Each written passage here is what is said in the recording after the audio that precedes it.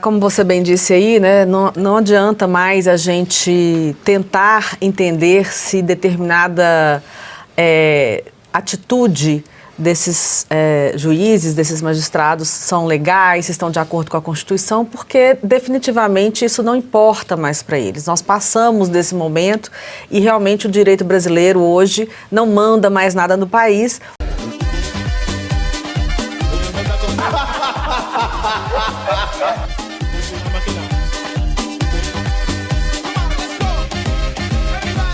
E ele agora está dizendo que esta conduta é criminosa. Pavinato, como você bem disse aí, né, não adianta mais a gente tentar entender se determinada atitude desses juízes, desses magistrados são legais, se estão de acordo com a Constituição, porque definitivamente isso não importa mais para eles. Nós passamos desse momento e realmente o direito brasileiro hoje não manda mais nada no país, o que manda é a caneta do Alexandre de Moraes. Nós tivemos e temos que conviver com um Lula durante 4 décadas e há 5 anos temos que conviver também com essa figura sombria que é o Alexandre de Moraes.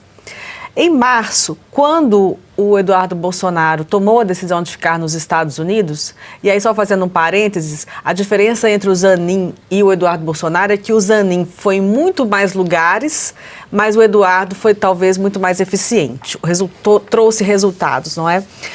Quando ele decidiu ficar nos Estados Unidos em março desse ano, ele disse uma frase que eu gravei, ficou na minha memória, que o Bernie, antes de sair do animal, e com todo respeito aos bernes, ele sangra.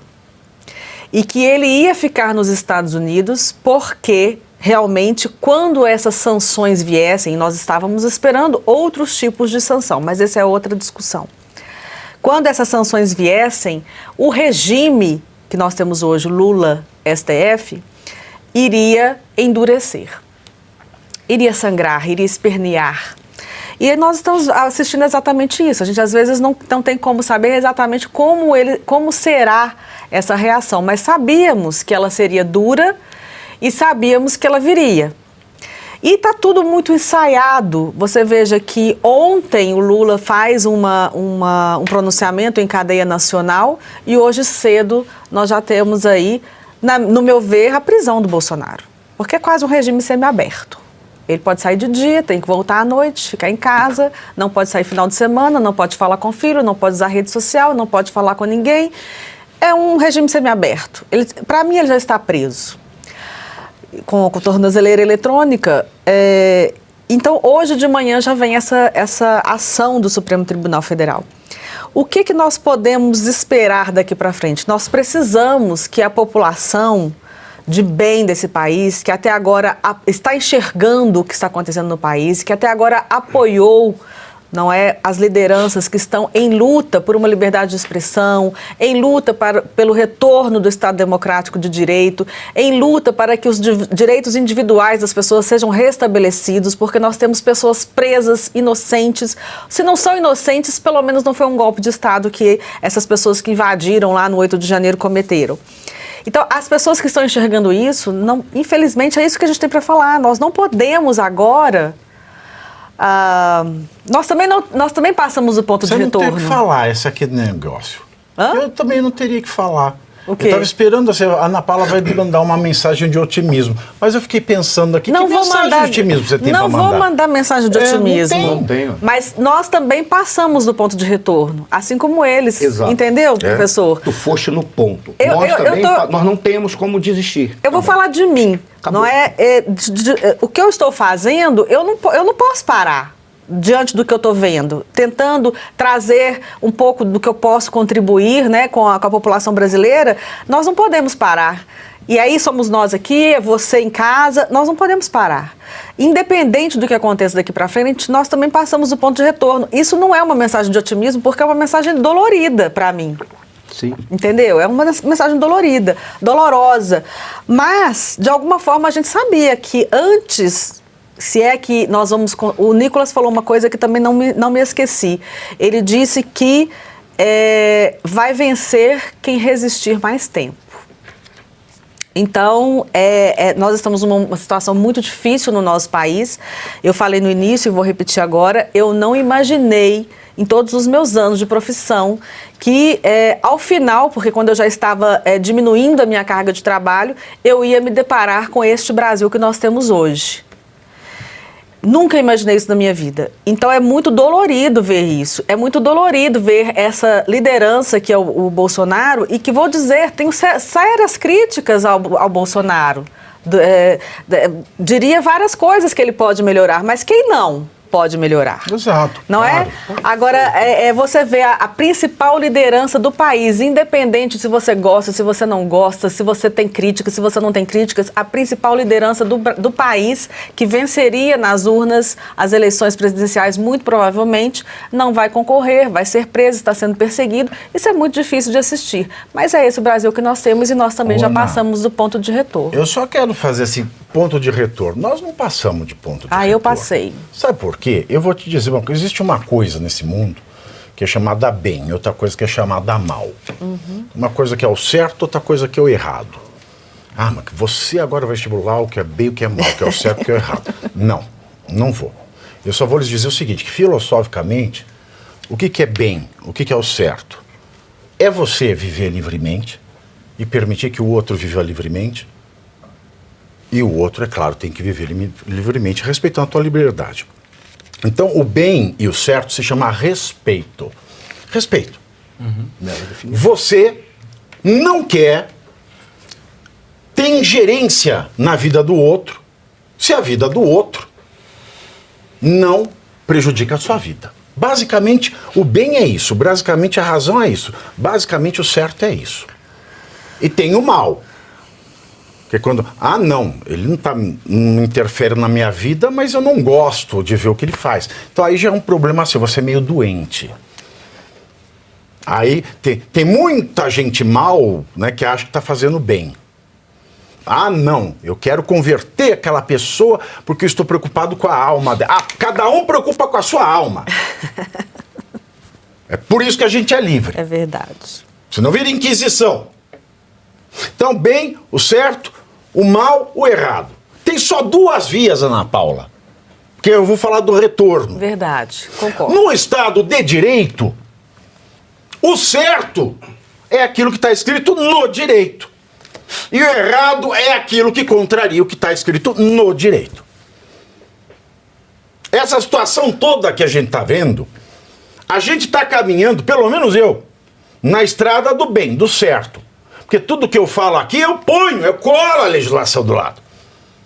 Então não tem como eu ir longe demais. Porque eu só caminho por uma estrada que está desenhada, tem a sua planta no direito. Agora, quem está fora é que pode ir longe demais, porque você se desvia demais de algo que existe. O que eu faço é percorrer, mas com mais fôlego, porque eu conheço bem a estrada, eu corro nela, então eu vou longe. Mas quando você está na estrada certa, não há que se falar em ponto de retorno. Verdade. Ponto de retorno é quando você está na estrada errada, que você precisa fazer um ponto de retorno. Então nós não temos ponto de retorno. Verdade. É só fazer, não, por favor, fazer um comentário. Não, todo mundo é livre, estamos conversando. Mas eu acho que entendi o que a Ana Paula disse. Não temos como voltar para trás. Sim. É isso. Mas e tem um detalhe, Pave. Eu tive a possibilidade de ter convivido com esse pessoal. Na escola, parte deles foram convidados que viraram ministro desse senhor que aí está sujando o Brasil. Eu tive a oportunidade de sentar no banco escolar ao lado deles. E por isso foi a oportunidade de ver como eles raciocinam. Qual é a questão? A questão, ela é filosófica e está absolutamente certa na exposição, nas definições que você apresentou. Mas tem uma outra que não é mais filosófica, é de estratégia de guerra. Qual é a grande questão? Eu vi eles raciocinando e eles expunham as estratégias delas. Uma das estratégias é, tudo bem, qual é o ponto de retorno para eles? É o momento que nós estendermos as mãos para que eles acreditem que algo retrocederá e tudo retornará ao universo que havia antes. Aí ele fala, criemos a ilusão de que isso poderá acontecer, porque ao estender as mãos, eu não estenderei as mãos para puxá-lo para o nosso lado ou para que ele fique de pé. Eu vou estender as mãos para que eles fiquem nas nossas mãos. Onde que diferencia, quando você fez a definição de bem e mal, que é maravilhosa, onde que diferencia o que nós somos do que eles são? Porque eles trabalham com a lógica de que tudo que eles fazem é para chegar a um ponto máximo da história, o ponto da bondade final. Aí o que eles fazem? Essas pessoas não são adequadas para estarem caminhando conosco. Nós acreditamos que eles estão puxando para retornar o equilíbrio na sociedade. Não, não, não. Eles nos puxam para colocar nas mãos. Depois que nós estamos nas mãos, eles percebem que nós não temos mais capacidade de reagir, eles fecham e te esmagam. Porque eles não têm relação afetiva com nada que seja diferente daquilo que eles falam. E aí eles vêm para esmagar. Aí é que é a questão do ponto de retorno. Nós não podemos recuar por uma razão simples, porque eles não vão restabelecer para nós a ideia de liberdade. A liberdade é a liberdade que eles definirem para os seus. Nós somos empecilhos. Por isso, nós não podemos mais parar. Tanto quanto eles. Eles não param porque eles estão no ambiente do mal. Eles estão produzindo o inferno. E nós não paramos porque a gente sabe que nós somos vítimas desse inferno. Qual é, e aí eu encerro de verdade, qual é o grande problema? Eles estão querendo fazer, os nossos líderes, eu falo para toda essa liderança civil do agronegócio, para os líderes políticos que possam estar trabalhando e prestando atenção, a grande questão é que quando eles falam e esses líderes vão e não podem mais ir e eles não querem mais retroceder, eles também não podem retroceder. Sabe por qual razão? Porque na estratégia deles, esses líderes têm que ser apagados. E é a eles que eles estão olhando. Quando o Nicolas fala, nós vencerá aquele que resistir. Tem uma diferença. Eles resistem com estratégia. Nós não resistimos com estratégia. Nós não temos estratégia nenhuma. Esse é o problema. O máximo que a gente dá é uma resposta tática para um ou outro problema.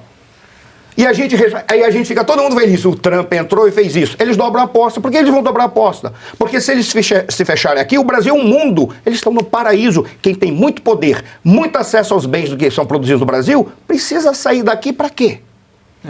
Basta eles se cercarem de pretorianos, que é o que eles estão buscando agora. Por isso eles querem a cabeça de todos os líderes, políticos e civis, e militares, para que esses indivíduos não atrapalhem. É para eles que eles... Portanto, eles vão dobrar.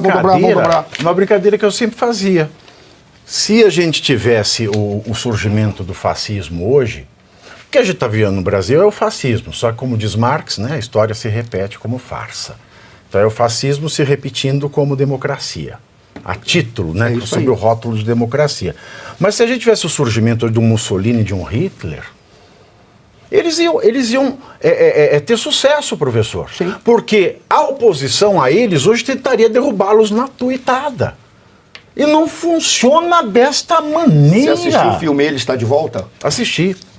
E é antes do Twitter ainda esse filme. Os instrumentos para que ele volte e triunfe estão aí, tá? A prova tá aí. Você não derruba o mal na tuitada. Agora, Segré, o que a gente...